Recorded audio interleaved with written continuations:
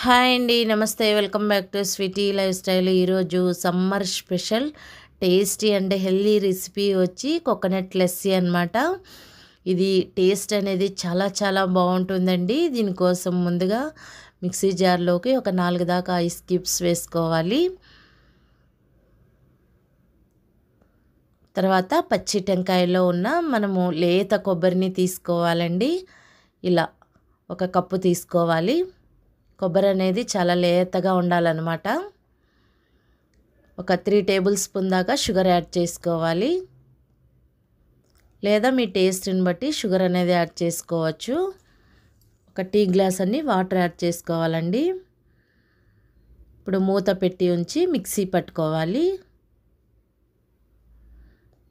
చూడండి ఈ విధంగా. తర్వాత మనము ఫ్రిడ్జ్లో పెట్టుకున్న పెరుగుని తీసుకోవాలి. ఒక కప్పు తీసుకోవాలండి. చల్లగా ఉన్న పెరుగుని యాడ్ చేసుకోవాలి. ఇప్పుడు మూత పెట్టి ఉంచి మళ్ళీ ఒకసారి మిక్సీ పట్టుకోవాలి. అంతే, మనకి టేస్టీగా కోకోనట్ లస్సీ రెడీ అయిపోయిందండి. సర్వ్ చేసేసుకోవడమే.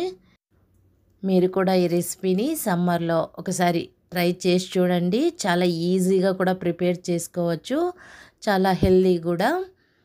చూడండి ఈ విధంగా సర్వ్ చేసేసుకున్న తర్వాత పైన ఐస్ క్యూబ్స్ వేసుకోవాలి. 1 లేదా 2 యాడ్ చేసుకోవచ్చు.